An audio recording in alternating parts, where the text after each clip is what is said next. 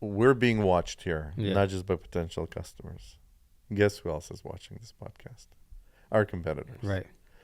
And the last thing I want is for them to hear customer names and then pick up the phone and call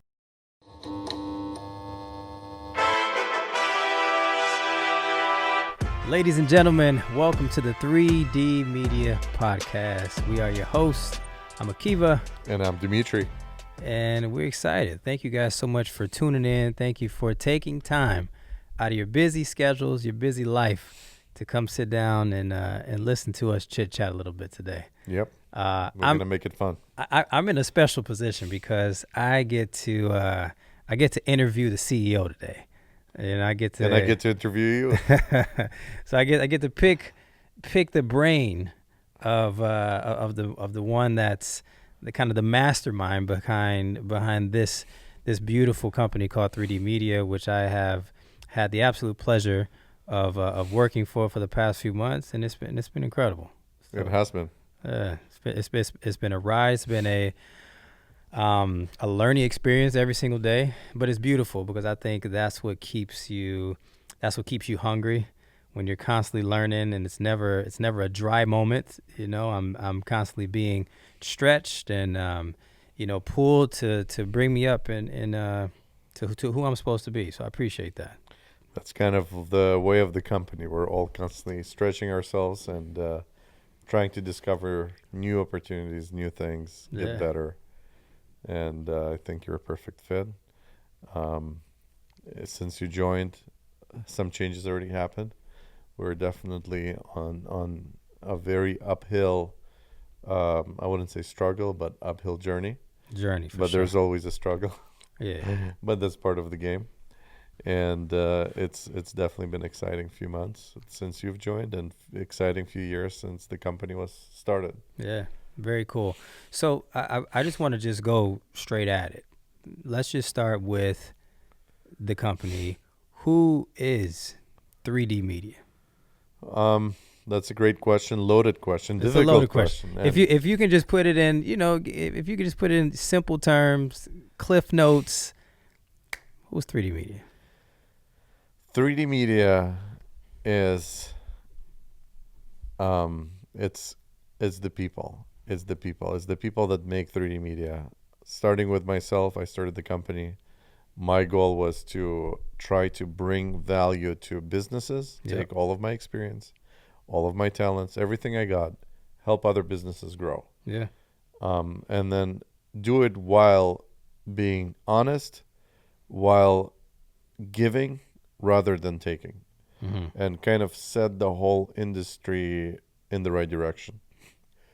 Because I have noticed a big trend of other businesses not having the best business practices. Yeah. And then everybody else that joined along the way, they share the same vision. Yeah. So it's the group of people, that the collective that we've built over the years is really strong and unique. Everybody is an expert in what they do.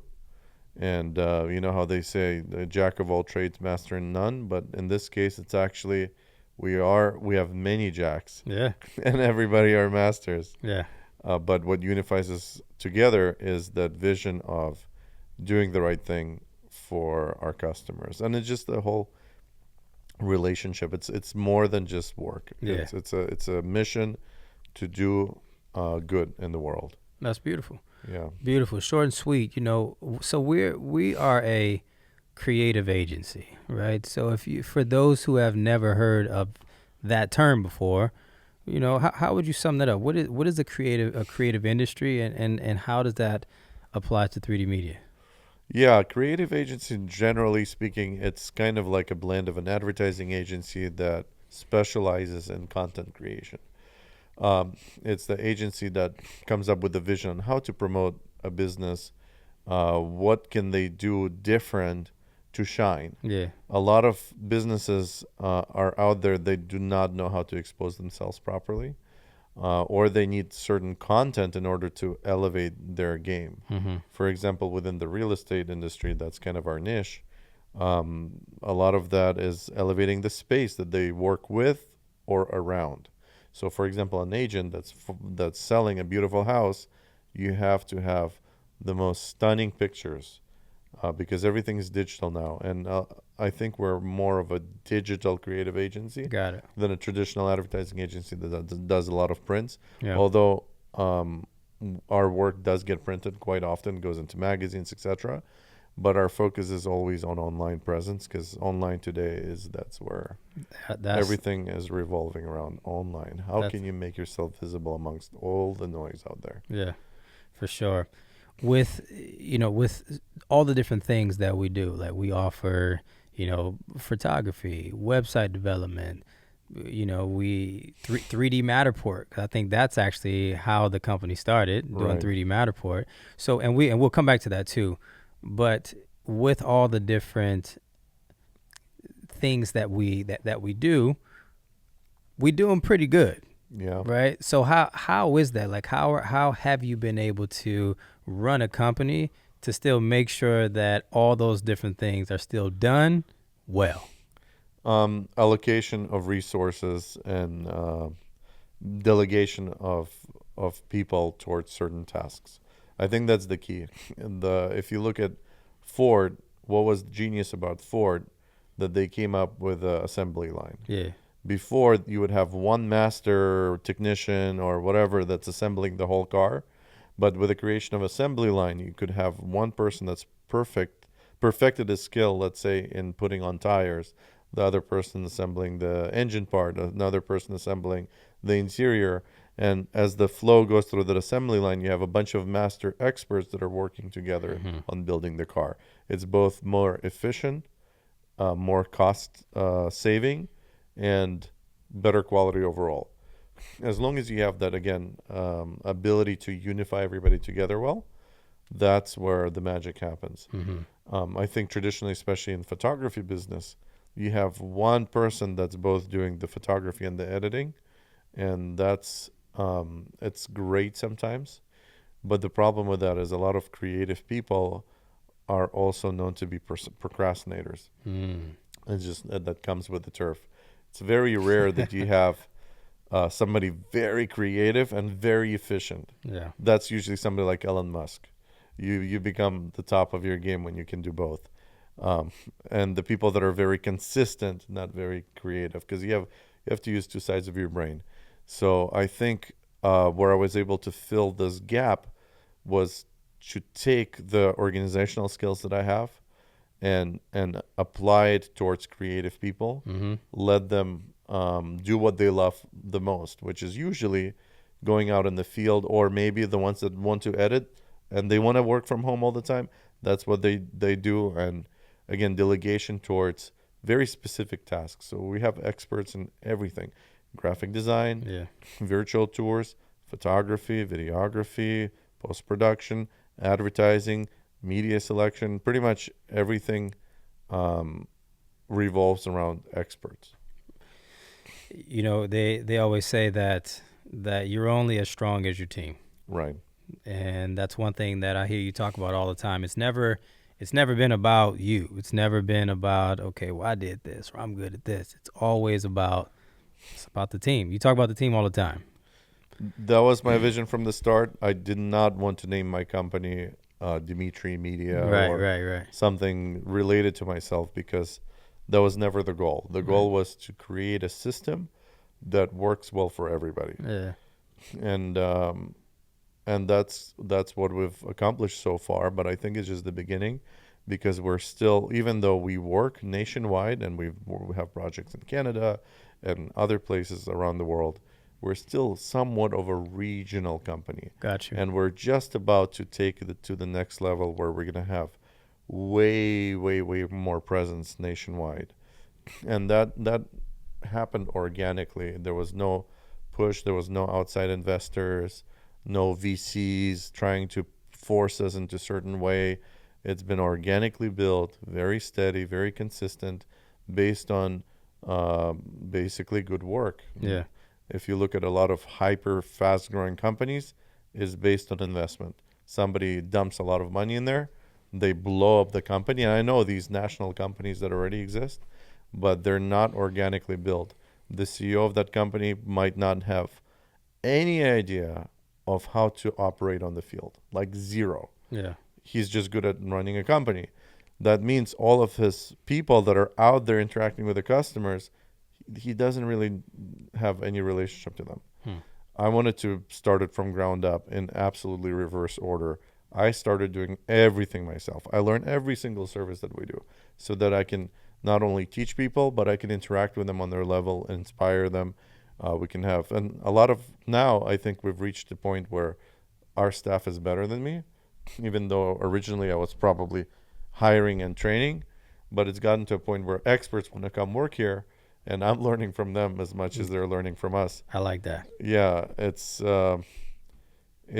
but it's definitely very helpful that I personally know what everybody's doing and how they're doing it, and I can talk to the customer and understand their vision and then pass it along to the person, whoever's responsible. And the same goes for our project managers.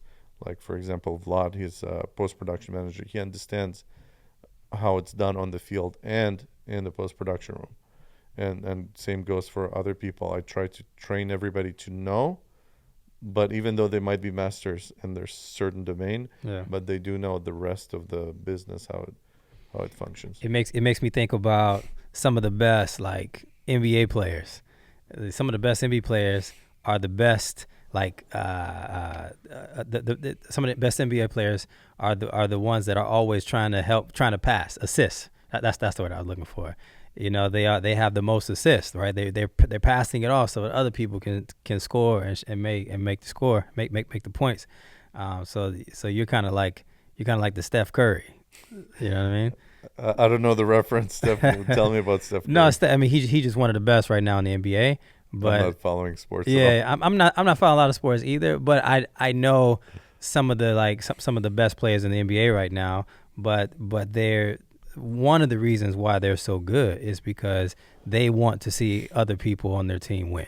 They would rather not shoot it all. Even though Steph Curry, he got a mean 3-pointer, right? But some of these greats are always like, "Oh, let me pass it to you so you can score." You know what I mean?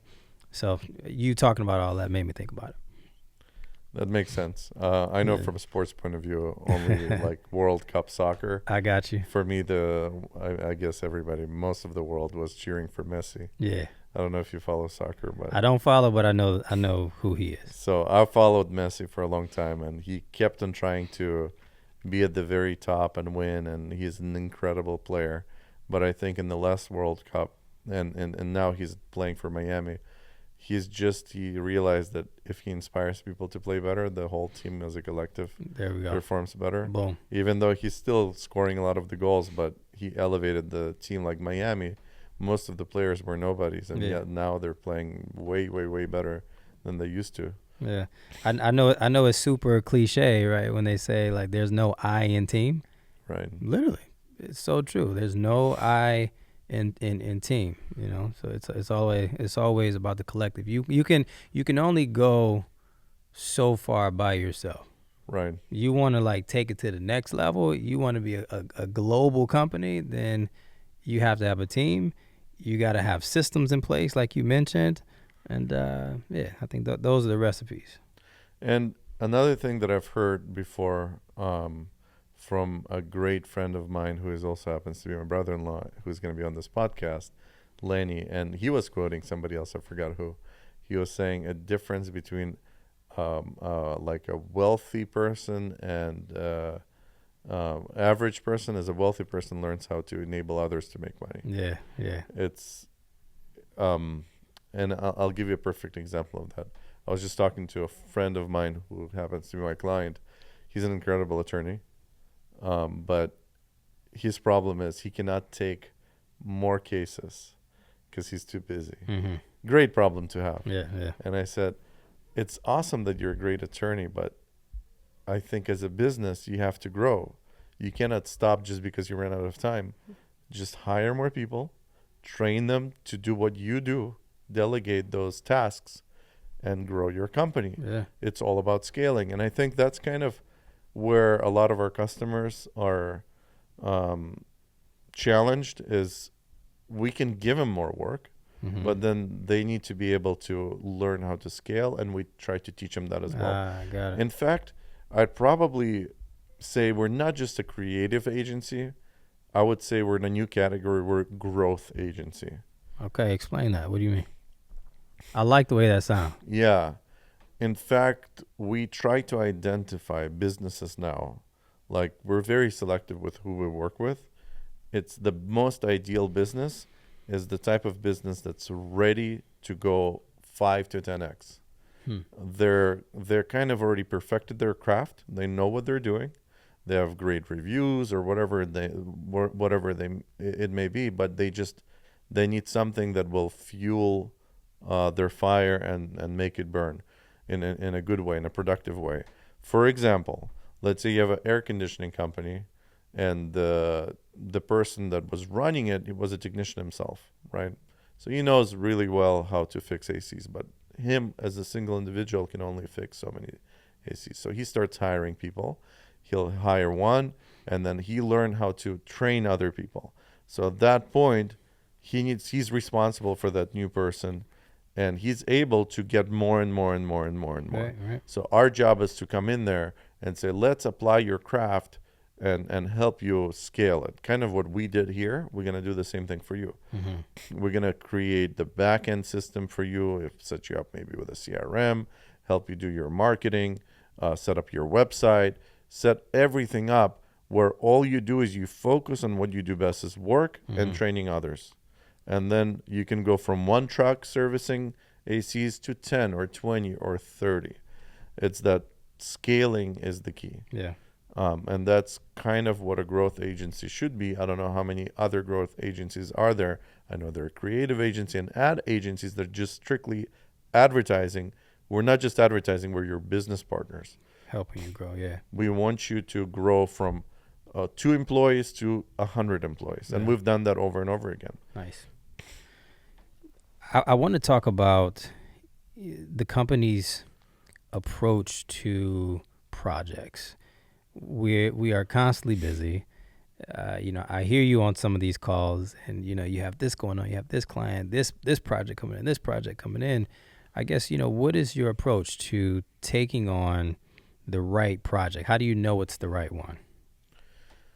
The projects are always tied to people, to the customers, and I try to favor as a company we need to focus on good businesses that will help others as well, because I remember in advertising school, one of the quotes that really stuck with me is, the worst thing you can do for a bad product is good advertising.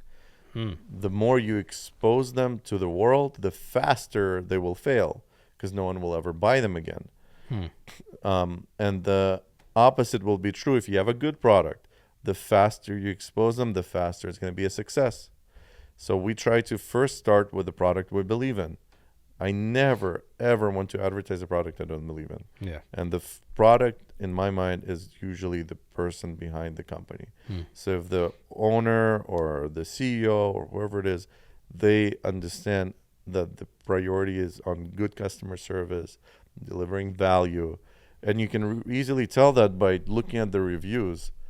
That's one of the first things we check. Like, it's kind of funny that usually you check the reviews of a business you hire. Here it's the opposite. We check the reviews of the business that wants to hire us. If they come to us with crappy reviews, no bueno. That makes We're sense. not going to work with you, because we're going to hurt you more than we're going to help you.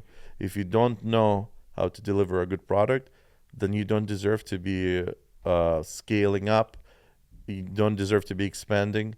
You need to still focus on how to figure out how you can deliver a better product. That's something we don't do. We're not going to teach you how to do plumbing. We're not going to teach you how to do a lawsuit. We're going to teach you how to apply your skill to maybe serve more people. That's kind of what we focus on. So coming here, people hire 3D Media because they want to, like you said, they want to scale. They want to take it to the next level. Like, Right. You already know how to plumb. You already got your garage business going. You've done an amazing job doing it. We're not gonna like babysit you to teach you how to start a business. It's like, no, Right. You got your business already. The only thing you need to do is like bring your work habit. Yeah. Bring the grind here. There have been exceptions when somebody would approach us that worked for other companies. They are experts in their field, Yeah. but they don't have as much business experience. Yeah. On case by case basis, we have helped those type of people start from scratch, because ultimately, I would know that they would still provide a great service to somebody, Mm-hmm. and everybody needs to start somewhere. But that's because I already knew them to an extent. If somebody comes to me from the street and says, "Hey, I want to do window repair. Do you have experience window repair? I don't know you." And if I'm gonna expose you, like, there's so many obstacles to overcome, that it's just not worth it. Even if they pay a lot, it's not about the money at the end of the day. I want to have a partnership, because it's like becomes almost like a family relationship over time. And I'll go ahead now. I'm sorry. yeah, and I personally try to not be as involved in the day-to-day side of their operation. I try to help them work with our team, integrate, problem solve if necessary. But ultimately, my job right now is to kind of walk away a little bit and let the company work on its own, and then just fix it where it needs to be fixed. I like that. I like that approach. I want to maybe go back just a little bit. You were mentioning how you're not, basically what I got from it, you're not just interested in taking on a company just to make a buck. Absolutely not. Like, no, you want to make sure, like you said, you check the reviews, right? You don't really hear that often from companies saying that, okay, before I take you on, I got to check your work history. I got to check what people are saying about you, right? I think that speaks a lot about morality, character, integrity. I think that really, really captures that right there. You know what I mean? Because it's so easy. I think I don't want to say most companies, but I know a great deal of companies who don't really care about that. It's like, okay, another client equals another dollar. That's great for them. It's great. That's for why them. I want to have competition. There's always business for somebody. Other people need help, so there you go. Go to Yeah. other people. If you're struggling on, if your goal is just mass produce and make money, there's plenty of people that Sure. will help you with that. We're not for you. Well, why? Okay. Well, why is that important for 3D media? And if you can maybe explain where does that come from? As far as like how are you able to? Where did those type of values come from? Well, definitely rooted in spirituality. Yeah. I'm of Jewish faith.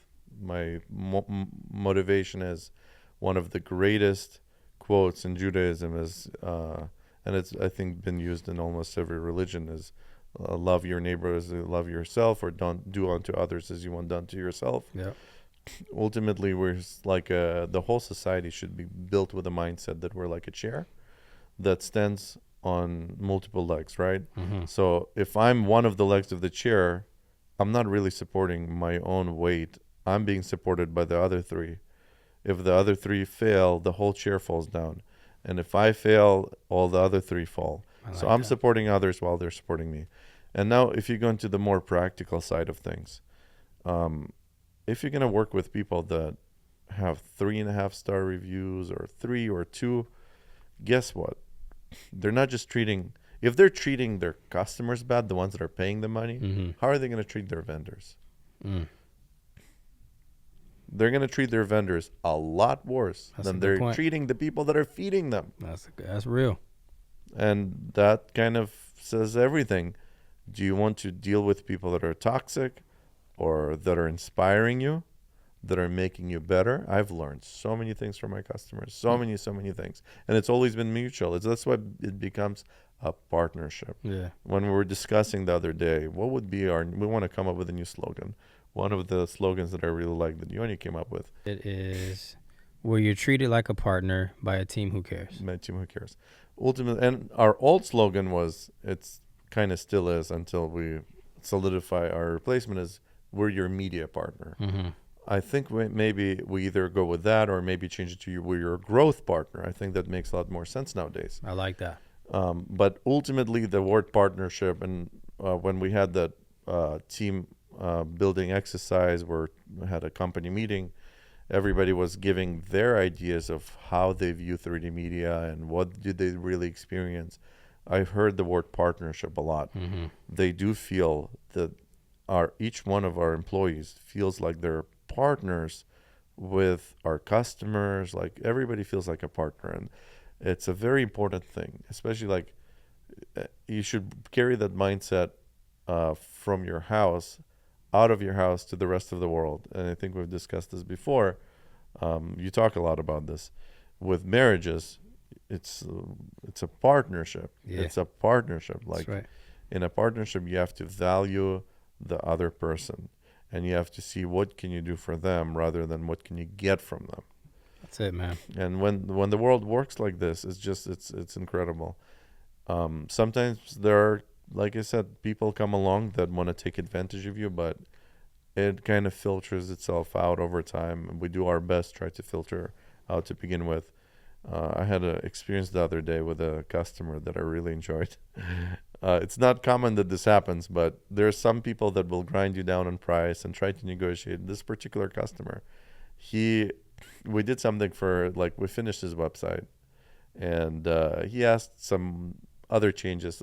Usually, the contract is you agree on a project, and once you finish it, you finished it, Right. and you get paid, and you're done, and then you move on to the next thing. So he realized he forgot a few things. He asked us to redo it, and just over a course of, because he's getting a lot of services from us too. That's another thing. He really likes us as a company. So over a course of time, we've built kind of like a friendship now. And he's like, can you add a few more things to the website? I said, sure, no problem. I send it over to Anton, our web developer. He finished it, and then he's like, okay, how much do I owe you? I said, nothing. He said, no, I want to pay. I said, no. I don't know if you overheard that Mm-mm. conversation we had on the No. phone. We went back like for 60 seconds back and forth. No, I'm going to pay. I said, no, you're not going to pay. Ultimately, I just did not want to take a payment. I said, look, it is what it is. Let me, I want to treat you. You're a friend. And that's rare in business. And it feels so good, to be honest. Yeah. It feels really good to be able to give people. It's not about the money. It's about, like, this is just brothership. Obviously, it is a business. We Yeah. can't give away everything. We're not going to survive. Right. But you have to make those decisions when you can give. Yeah. Giving is very important. In fact, like, we're working out a partnership with a big brokerage. I don't want to say until we finish kind of our plan, but we give a lot to their charity causes, and we might even do something like giving 10% of anything that they order from us to charity, which is pretty big. It's not 10% of our profits 10% of the revenue. wow. That's like 1/3 or 1/4 or in some cases half of the profit away. It depends on the type of project. Sure. Some projects are more lucrative, some not as much, but that's a big number, and it feels good. If we can do it, why not? It's a great way to build a partnership because we're teaming up with them to help other people, and they're very charitable organization, and I respect that a lot. Yeah. You spent a little bit talking about charity, giving, and these are all just beautiful concepts that I myself live by as well, which are very important. How are you able to teach this throughout your company? Are these principles that you talk about within your within your company, or is it something that's just like you live it out and it's kind of picked up kind of thing? You know what I mean? I don't think I've expressly talked about things like this too much with people. Yeah. I think it's been through observation. Okay. The way I conduct myself with others, it's I think sometimes very obvious. And for example, our customer service team, they're incredible. Like Gwen, she's our head of customer service. Shout out to Gwen. Shout out to Gwen, and Julie and Omar and everybody that's involved. Shout out to the whole team. The whole team. They, like, oftentimes go back and say, so what should we do in this situation? Like it's kind of on the side of us, maybe on the side of the customer. I said, take the customer side. Mm-hmm. Most of the time, take the customer side. There are sometimes you have to draw the line. Yeah.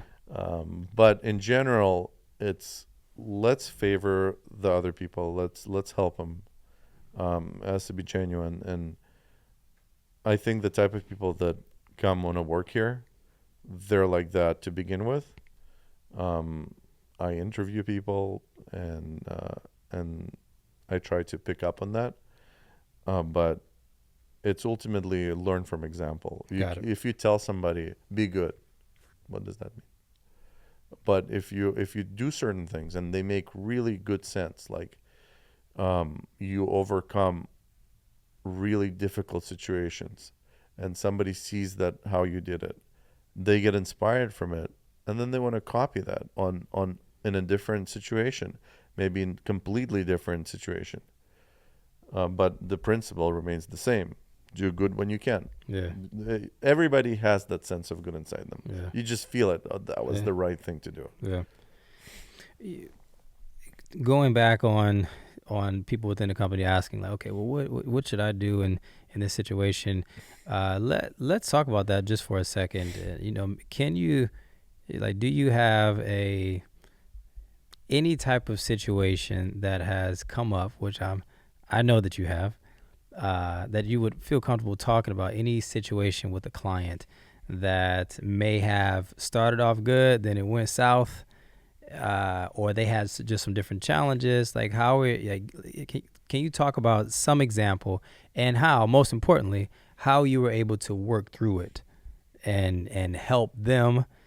Did it result in them feeling better about the situation? Are they still a client, or just whatever you want to talk about? But I think this will be very, very valuable information to people out there listening.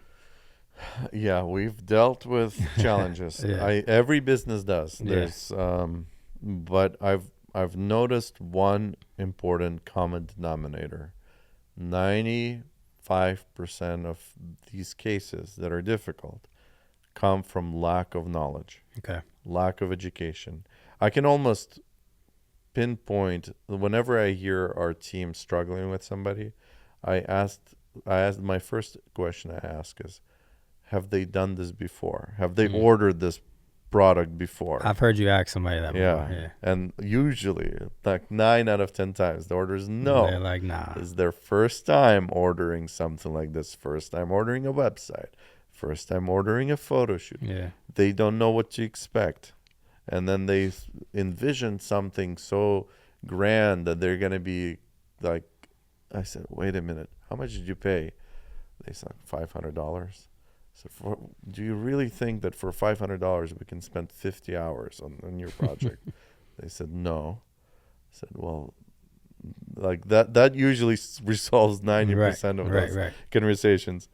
I said, let's actually count how much time we have spent, because we tend to give more than people bargain for. Will agree to give X amount of photos or whatever X amount of hours on a given project, and will almost always by default do more. Yeah. It's like it's become a company standard, which is it feels good. It's good to do, and but the thing is, people sometimes don't see that. They don't count those hours. So half the time, if we sit down together and say, let's see what you ordered and let's see what you got, and let's see how much time it took, and we're very transparent. And after that conversation, they're like, oh yeah, I actually got more than I bargained for. Right. And that is it. Most people are reasonable. Mm-hmm. It's just lack of education. Sometimes there are those that no matter what information you provide for them, it wouldn't matter. It's not gonna matter. And, we're still going to finish the project. Yep. But we're just not going to work with them again. And that's unfortunate. But that happens, and not a big deal. Yeah. The most important thing is we still finish the job. Boom. We'll never leave anybody. Never. We might not choose to repeat business for them, and that's our choice. But it's never going to be, oh, F you this, da, da, da, da, da, da. Very respectful. We understand. Let's just get this done and move forward. And usually it's the customer's loss because we almost never do a service that does not need to be repeated. Like some things, they always need to come back to us for something, and it's unfortunate for them that they didn't value our time to begin with, and now they're gonna have to learn it the hard way, work with somebody else, and see. Oh, by comparison, happened actually many times Wow. where somebody would leave and then they come back and apologize and say, oh yeah, I hired this person, and by comparison, or this company by comparison, you guys were way better, and can we work? I said, oh yeah, you know what, Yeah. why not? Yeah. And not, again, very very rare somebody would be genuinely bad. That's, I think most people inherently are good, just ill-educated, Yeah. and education is the key. I agree. What about success stories, right? Can you share a success story on how our agency significantly impacted a client's business? There's a lot of them. I choose not to. I'll be clear. The, we're being watched here, Yeah. not just by potential customers. Guess who else is watching this podcast? Our competitors. Right. And the last thing I want is for them to hear customer names and then pick up the phone and call them. And it just happens. I hear it all the time. Even though the customers probably like 99% of the time will not switch. But then they'll say, oh, but somebody called me and offered me half the price of what you, just to get their business. They don't know what they're going to get into. But sometimes it just creates unnecessary tension, unnecessary conversations. So I'm not going to mention exact customer names for that reason. I will just tell industries that they were in, and people can Google this. They can probably find out because we're sometimes on their websites. Our name is on the bottom or whatever. We had a cabinets company that came to us. They, at the moment we started working together, they were in this sweet spot where they manufacture cabinets in China. They can scale pretty fast, but they didn't know left from right when it comes to advertising or marketing.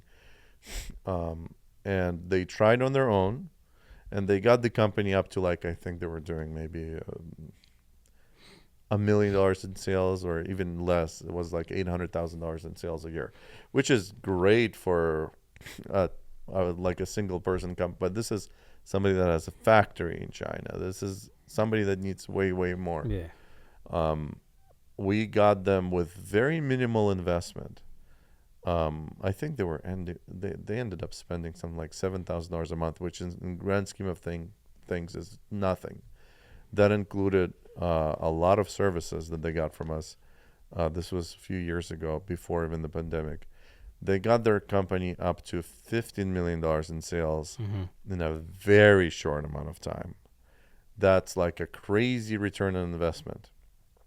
At $7,000 a month to $50 million in sales, that's a crazy return. Yeah. And they knew where that came from. That was pretty obvious. That's one example. There's another attorney company.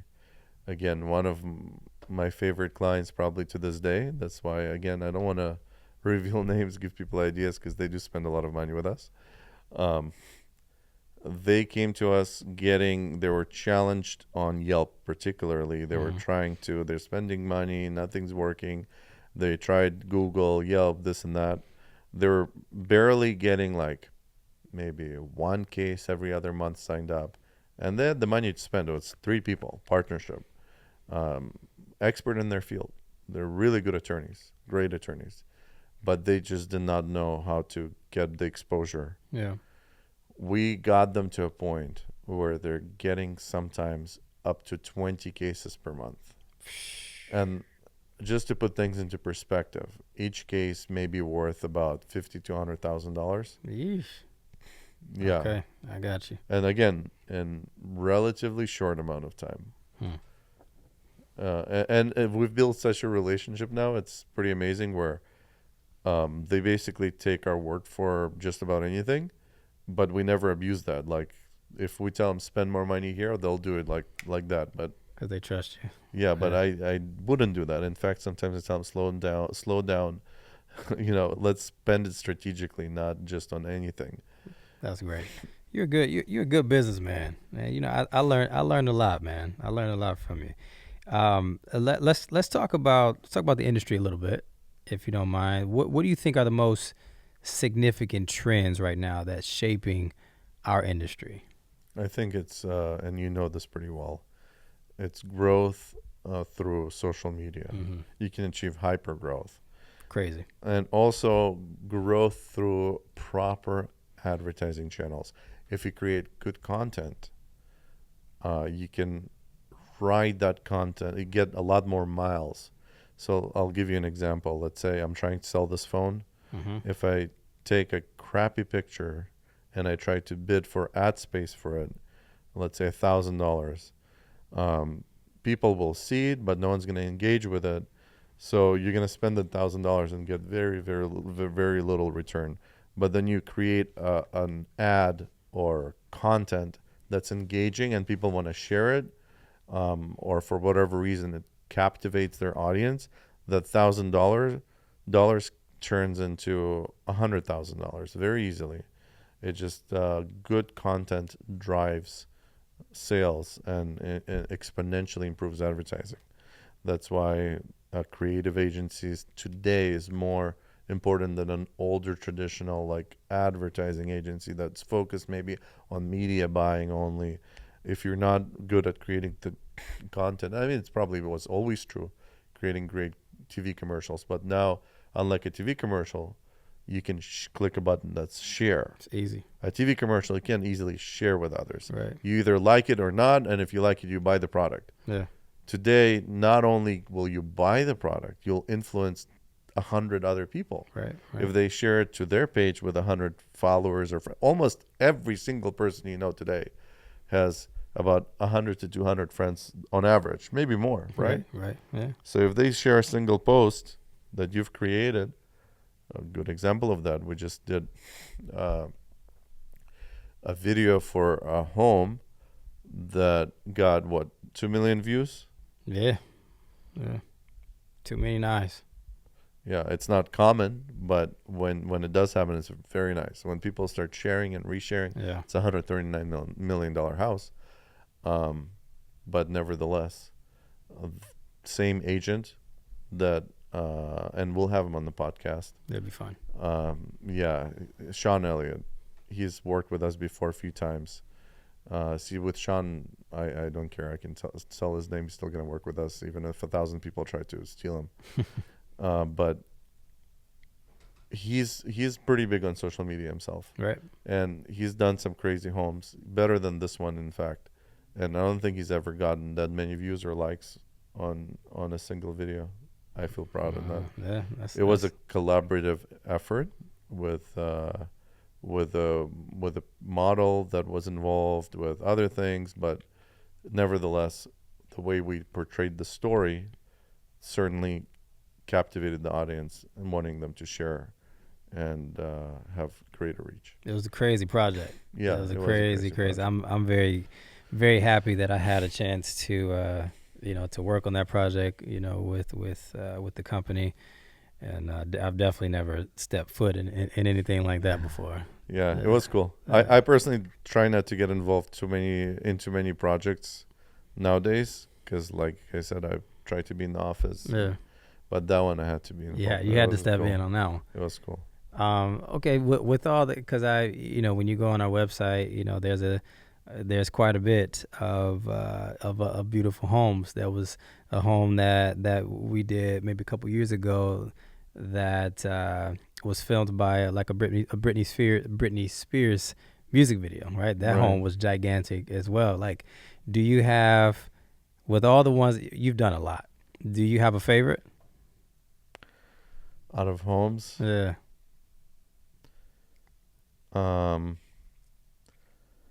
what would be my absolute? Yeah, I do have a favorite. Which actually. one?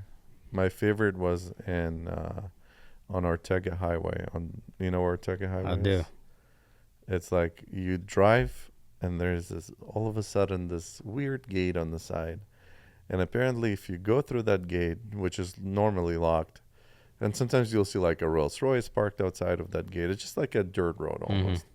And the reason why that Rolls Royce is parked, because it is a dirt road, so the owner wouldn't want to drive it all the way up. So he parks it at the gate by the road. It's kind of funny. But there's a very exclusive private community Yeah. up in the mountains. I think there's like 15 or 20 homes in like 1,000 acres, something crazy. I wouldn't say they're ultra luxury homes. Like if you go to Beverly Hills, you'll see way better homes. Yeah. But you get a lot more than just a home there. So the home that we've got to photograph, I forgot what the customer was, like some concierge auctions, whatever. They auctioned that house off. Somebody got an amazing deal.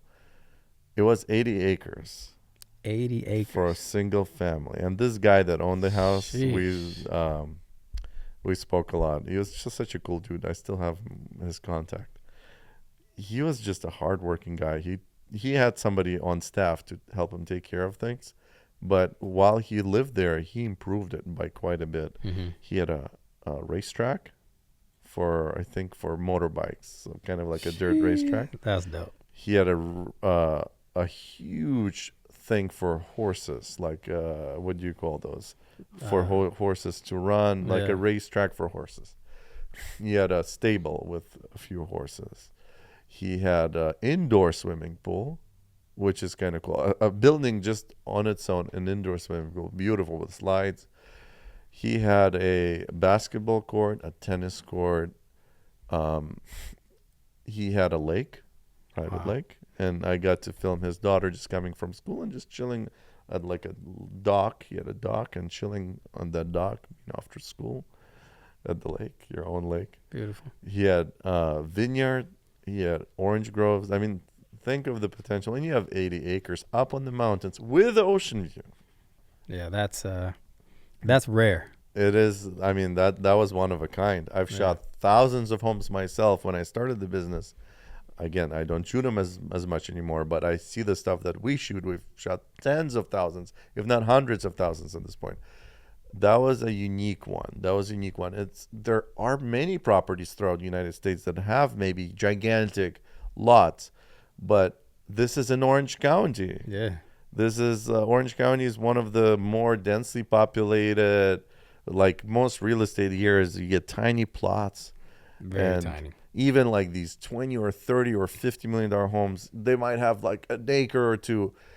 80 acres. 80 acres. 80 acres. Yeah. And you're up on the hill and you see the ocean. It just felt magical. It was like you going in a different world. And even driving up there was kind of an experience. I mean, it's not for everybody, not at all. From that gate to the house, it took 15 minutes Oh, in a dirt road. wow. Driving back, funny. Driving back, it was like What, pitch down, black. down the dirt road? Yeah. Okay. And I had at the time like a Kia Optima, whatever. This is like a few years ago. Yeah. And it was like a two-wheel drive, front-wheel drive car, not for dirt roads. And this was right after like a rainy season. First of all, everything was. We should show a clip of that video Okay. that we filmed. It's so beautiful over there. Okay. Like it looks like different country. It looks like Ireland or something. Everything lush green. Yeah, yeah. It's not normal for Orange County to be lush green. It was just after a lot of rain. All right. We'll put a video up. So the point I'm trying to make is I'm driving back. So he told me, just follow the road and then you'll see a sign and you turn left and just go all the way down. It was easy to get there during the daytime, but driving back, not a single light, pitch black. Sheesh. And you're driving kind of a dirt road up on hills and stuff. Did you get lost? I didn't. Thank God. Because I was like driving so carefully not to miss that turn. Because if you miss the turn, you're screwed. You're done. And also if you get stuck there, no cell phone reception. Oh, yeah, that's terrible. Yeah. Anyways, what happened was I'm driving and all of a sudden, like, I see red eyes or something. It was a cow that just walked into the middle of the road. I freaked out, like slammed the brakes. I would have definitely freaked out if I Yeah. saw a cow. Red eyes, too. Yeah. Because I guess the way the eyes reflected, Thank God I was so attentive to the road not to miss the sign that I didn't miss the cow. Just like walked right in front of me, Sheesh. and they had no sense of awareness. Like, I don't know, wanted a death wish or something. Oh I man. was driving slow enough to catch myself to stop. But yeah, that's the kind of thing that I think I even filmed the video with the drone. These cows just roaming on a hill in Orange County, and I think one of the neighbors there. I don't know if he wants this to be public knowledge, but I don't care. No one knows who he is. He has a zoo.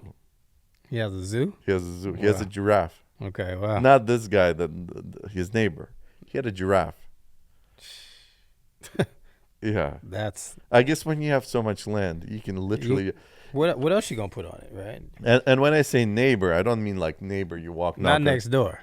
The next door is like 80 acres away from you. You see him with a binocular, Right, the right. next door neighbor. That's awesome. And then the best part of that whole experience was I came there just to do photos. And then I'm like, hey, you're selling this house. No one's going to know how cool it is here with just photos. Let's do a video. He's like, yeah, for sure. Let's do a video. Yeah. And I said, if we're doing a video, let's do also sunset. And he's like, yeah, that makes sense. So that's part of the job. It's not even upselling. It's educating people when they don't know that you need to give them better product. And I actually gave him an amazing price because I just loved the whole project. And the guy was so cool. I set up a time-lapse camera. We did all the shooting, and I needed to wait for nighttime. And for sunset, I set up a time-lapse camera. And we sat down. He had like this table right over like an edge of a cliff. And he brought me a beer, and we sat down and talked and watched the sunset and the ocean in the back. It felt unreal, just different experience. It felt magical. I loved the whole day. It was my favorite home, my favorite project. But again, it's not for everybody. For example, those kids, every day they have to go 15 minutes on a dirt road just to get outside to the gate, to the Ortega Highway, and then drive to school. Right. And then if they want to visit other kids, there's nobody around you for like a half an hour hike to the next home. And not many of them have kids. Some of them are older couples living there. It's definitely a trade-off. Yeah, like you said, it's not for everybody. Not for everybody. Right, but for those who are able to make it happen, God bless them. But going back to that question, what was my favorite house? That was because it was the most unique. 80 and the acres, house, though. 80 acres. The house itself was nice. It was like 6,000 square feet. Yeah. Like single level, nothing crazy, but it was just right. Yeah. He made it homey. I'm not into like super high end. There are people for that. I like simple, beautiful, classy things. Homey stuff. Homey. I feel you. I used to like that until I got married, and my wife was like, "That's tacky. That doesn't look. It's too much, right?" And then so I slowly started, changing my style, and because my wife is all about homey. It has to like feel like, and that's that's a woman for you. A woman, they have to, you get them the house, they make it a home. That's what they do, right? But let's go back to social media. You're saying how, those are some of the trends. Like, do you feel that if people are not utilizing social media, are they going to struggle, right? Like, because the way that things are going, everything revolves around social media. I'm not gonna say they will struggle. I want to be honest. First of all, we didn't really do such a great job on our social media. Mm-hmm. We're like that shoemaker that doesn't have good shoes. But we still did well. Yeah. Because you can grow a business to a certain point without having to do social media through word of mouth, through other traditional advertising channels. But if you want to take it to the next level, you're missing out big time on big opportunities. Gotcha. What's when you say next? What's the next level? Next level, let's say you took all the low-hanging fruit. And low-hanging fruit is stuff that is you spend the money today and you get results tomorrow. Right. Social media is not like that. It's Right. a slow grind. Facts. You have to start somewhere, but it is a slow grind. But once you get somewhere, it's pretty nice. I'd say so. At what level? Let's say you've maximized your exposure on Yelp. If you're like a local service or business, you maximize your exposure on just Google AdWords. You've gotten all this great content now for social media. You know what you're doing. Yeah. You as an owner, you basically built a business that's somewhat self-sufficient, Mm-hmm. and now you can dedicate time to social media. And it doesn't even have to be the owner himself, but somebody. The point is, you have somebody that can be dedicated to Yeah. it. Somebody's holding it It's a down. commitment. Right. If you hire an agency to do it for you, just completely from scratch, it's never going to work well. Like when people tell us, hey, can you handle social media? I said, unless you're going to be personally involved with it to some degree, we can't help you. It's going to be disingenuous. Yeah. It has to. Yeah. You're right. It has to come from a genuine place. Like you can't. Like you can't. Like you can't just make it up. Like it has to come from it just has to come from a real place. Right. Yeah. And there are great tools now with ChatGPT and this and that, but that's all different Pandora's box. We're utilizing ChatGPT a lot now for Yeah. stuff, so is everybody else. It's a great tool. Amazing. Then you have the AI for creating pictures, AI for this, AI for that. But I feel like we got to be careful with all of this technology because it's like dumbing us down where there AI is singular thing. It's going to do the same thing for everybody. Sure. You're not going to stand out if you just rely on AI. It's Mhm. going to you will put the right prompts, but there is certain level of satisfaction in imperfection. The you know how the world used to be where people wanted to buy machine-made stuff when you got tools and machines and you could make something with absolute precision. Mhm. That was like the most important, the most Sure. expensive thing. But then it went back to human labor, like watchmaking, for example, or certain things. We value handmade stuff. Mhm. There's like in the uniqueness and the imperfection, there's certain level of humanity that I think we're starting to value more and more. And that's why you got to be careful with using ChatGPT and AI. You have to use it as a tool, but not end of it like all for all your things. No, that makes sense because it's not what comes from it is not actually from you.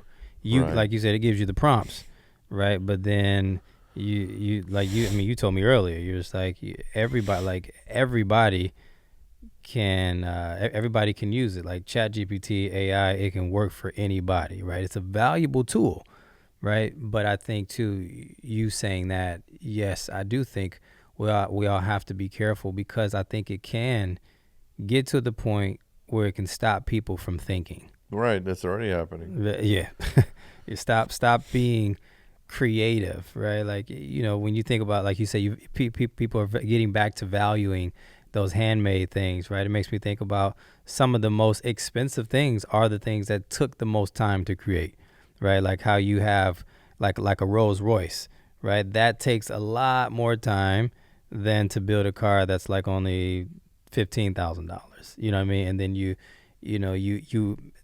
obviously the Rolls Royce is a lot more valuable, than those things, right? But And it doesn't mean Rolls Royce they don't use machines. They absolutely do. sure, But they use it just like for things that machine will do better, but ultimately it has a soul of the craftsman that, right, and that's why each one will be slightly unique to the other. correct, Not just the configuration, even the assembly they will differ a little bit here and there. yeah, And I think we're valuing that individuality more and more now as the world is getting crowded and you want to have something unique about yourself.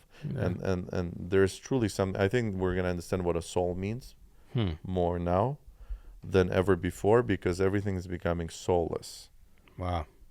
And in order to appreciate the soul, you have to see the uniqueness that each soul represents. Like, what's the difference between a human? And we'll see this very soon. I watched a video interview. Someone asked Elon Musk, and I tend to respect his opinion on a lot of things. They asked him, "What is the general AI? When is that going to happen? In which decade?" He said, "This decade." And I talked to other people. A good friend of mine, he's actually works with us as well. He's helping our internal app development. Mayor, he's obsessed with AI. He's unbelievable programmer, one of the best. And he's been following it before, way before people even knew what ChatGPT was. And I talked to him about it. He's like, yeah, we're so close to, you know what general AI is? It's like the artificial intelligence when it becomes self-aware. Okay. It basically, it has a conscience. We're on the precipice of that. We're like so close. It might have already happened to an extent, but the point is, will be very insignificant once it happens. But it will be soulless. It's still going to be soulless. It's still a machine that has intelligence. Wow. Humans, we have there's never, think about this. It's so rare for two people to have share the same looks. Even like twins, they may share DNA and they look alike, but they'll still have something unique about the identical twins. And that's, I think, where the soul is. Each person has a part of their soul that's so unique. And when people put that soul into their work, you feel it. Yeah. You really do feel it. And when you use AI a lot, it's just soulless. It feels like, oh, it's a nice piece of machinery. It's great. But you don't connect with it. Wow. Well, that makes a lot of sense. It makes you kind of step back a little bit and to think about, like, okay, am I making the effort to make sure I don't become soulless? Meaning, like, am I still, keeping the human side of me? Am I still tapping into those God-given abilities, to be able to use my brain, to be able to use my mind, my own creativity, because it's in each and every one of us. And I think what you're saying is very important. I think people hearing that, I think that's going to, like, really hit some chords. Right. So thank you for sharing that. And making mistakes is, I think, not a bad thing at all. Yeah. People too afraid to make mistakes, but it's human experience. From every mistake that we made in the company, we're always try to learn from it. And even going back to, like, our discussion, having difficulties with clients, we've made mistakes ourselves. That has happened. Right. Not always it's the customer's fault. We always have to come with an open mind and see, did we make a mistake? Even though most of the time it is just ill education on the customer side. He's not knowing what he's expecting. Yeah. Because we have done a lot of projects. If we're starting out, it's different. We are consistent with what we do. But once in a while, there are fringe cases, and you have to be very humble about it and be able to see your own mistake. But guess what? When you find it, you improve.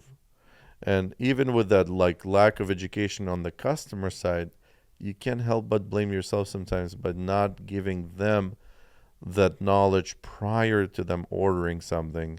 Like, we keep improving our sales process, where now we try to make sure they have the expectations to begin with, even if they've never placed an order for a service. Like, try to teach them beforehand. We have manuals, we have this. I mean, you can do as much as you possibly can. There's always going to be room for lack of knowledge. Sometimes people won't read or won't listen, but what I'm trying to say is you learn. Yeah. And mistakes are beautiful. They're the best. The best improvements we've made in the company are from those mistakes. The worst things you can do is to repeat the same mistakes over and over again. But the best thing you can do is to learn from the mistakes. And if you never make mistakes, it's just you never grow. That's true. So how can AI grow? That would be an interesting question. Will it make mistakes? Does it make mistakes now? I guess there's machine learning. That's the whole process. But it'd be interesting to find, like, we need to get somebody on the show to, like, who's an expert in AI and, like, really, really get deep in a lot of that AI talk. That'd be cool. we need to get Mayor up here. Let's do it. Let's do it. In wrapping it up, I wanna see if you have any advice for those future creatives, people that maybe aspire to want to start an agency. They want to get into this space.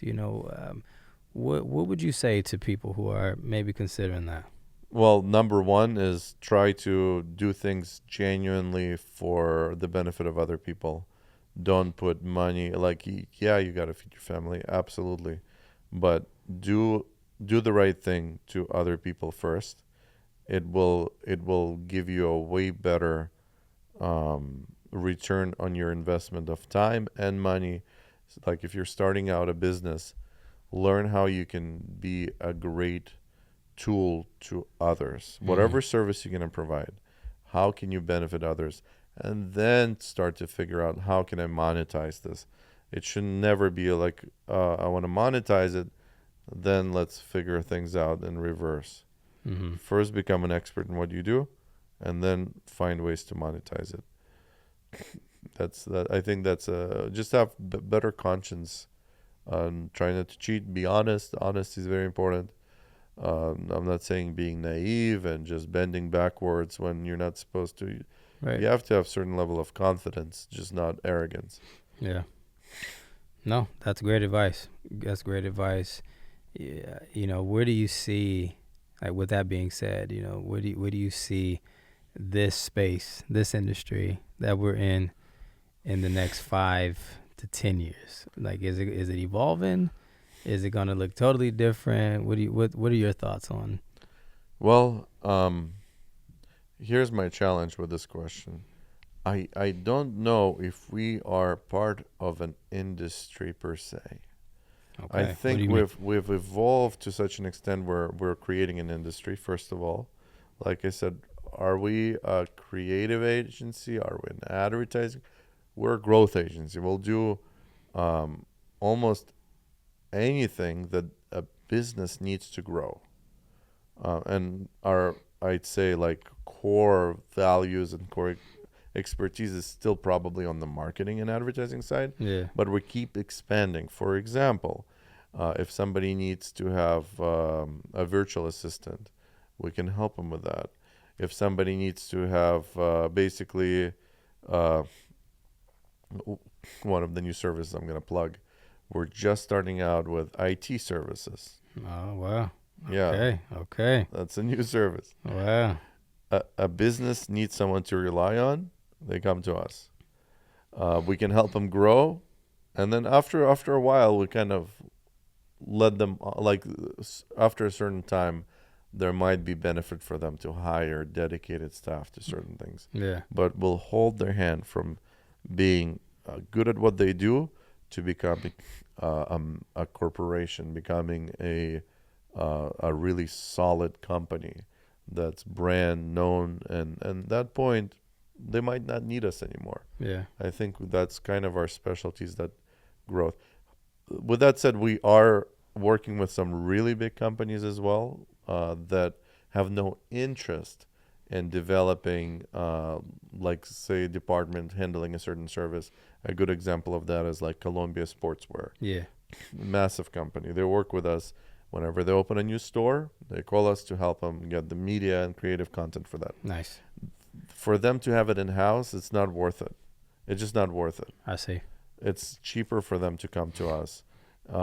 They're like hospitals like that. They're not experts in those fields, so they'll come to us. But for example, IT services, after a while, it will make sense for a company to have a dedicated IT person on their team. Economies of scale. But for most smaller to medium size, no, it's to carry like IT is not cheap. $150,000 a year probably for a qualified IT person. Well, It's not worth it. It's better to pay somebody, a few $100 to help them set up their stuff. gotcha. That's just an example. Same thing like with photography. Even if you're going to hire a professional photographer full time, it's still just a photographer. Mm-hmm. He's going to be doing his own editing. That's not a very efficient use of his time, because one photographer can be in one place at one time. If people come to us, we can photograph multiple occasions and have post production done the next day, because it's not relying on that same guy that went out on the field, Yeah. and have consistency every time. So even for like a massive company, they will benefit from our services, but some things they will eventually do in house, and that's totally fine. It's not about profit; it's about helping people grow, and If we get to that point, then I feel proud that we helped somebody achieve something great. Beautiful. I feel like this has been 30, 45 minutes of school for me. No, but it's For been me too. it's been good. It's been good to talk about these different things, to talk about these different topics. I think those of you, I hope those of you who are listening right now, I really hope that you were able to find at least a little bit of value out of something that was said during this conversation. And so thank you for sharing. Thank you for going deep on certain things. Before we end, I do feel a little bit guilty not answering your question. Which I one? kind of got sidetracked. You said, how will the industry change? Yeah. So with the fact that might be creating a new industry where we're just helping businesses grow, and maybe other people will try to copy that. Mm-hmm. Let's go back and focus on a specific industry, because I think it is a very cool question, and we are experts in marketing and advertising, even though we're not limited to it. Okay. We do offer other things, but I think that industry is evolving quite rapidly, and I think there's actually a unified answer that's kind of tied to things that we said previously, is AI is going to be rapidly changing things. It's going to be putting a lot of people out of their jobs if they don't learn how to adapt. Yeah. And also there will be new opportunities, because That's what I was going to say too. yeah, whenever you have a paradigm shift, whatever industry is being phased out, there's always like engines are being phased out. There's now electric cars. So in advertising field, I think the focus is going to become more and more and more on that unique way to connect to somebody's soul. I think things are in general going to be more, the accent is going to be on spirituality, because AI is going to be amazing at certain things, but it will never feel human. And I think there will be like almost a new industry within advertising. Let's make you feel human. Wow. Let's use all the tools that AI provides, because you cannot not use them. Otherwise, you'll be left in the dust. But how can we make AI feel human? What can we do? Where can we apply it? And I'll give you a perfect example of that. Well, don't go too deep, because I feel like that's a whole episode in itself. Okay, sounds good. So maybe if you want to share it, cool. But if you think it can like serve a better purpose in another episode, maybe save it. Yeah, let's save it. Let's talk about one episode strictly about AI. Yeah, dude. Go through all the different use cases and talk about dangers and pitfalls and upsides and all the other cool things, because that is truly the future that's going to affect everybody. 100%. 100%. So with that being said, again, it's been a pleasure. It's always a pleasure chit-chatting with you, learning from you. And I think we have the coolest company around. I think so. I think so as well. I'm proud of everybody involved, and I'm proud of what we've accomplished, and I'm grateful to God for enabling us to do it. Beautiful. Well, listen, guys, thank you so much for, again, giving us your time, giving us your ears, and thank you for kind of learning with us on this journey as well. So be sure to take the time to subscribe, give us a like, and what we would really appreciate is your feedback. Go to the comment section, whatever platform that you're on and you're hearing this, go into the comment section and share your thoughts. What was your biggest takeaways? What didn't you like about something that was said? Just what did you learn? Whatever you want to share. The feedback is definitely helpful.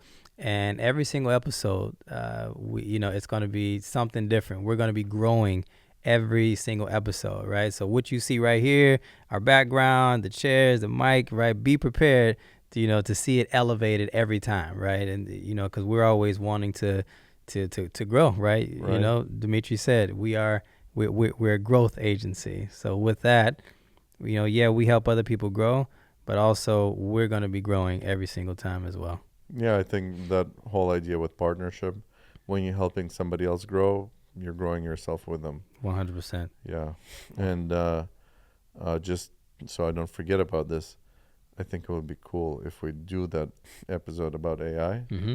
If we have the AI as one of the participants of the podcast, we can talk to it. We can ask it questions. That'd as well. be very sweet.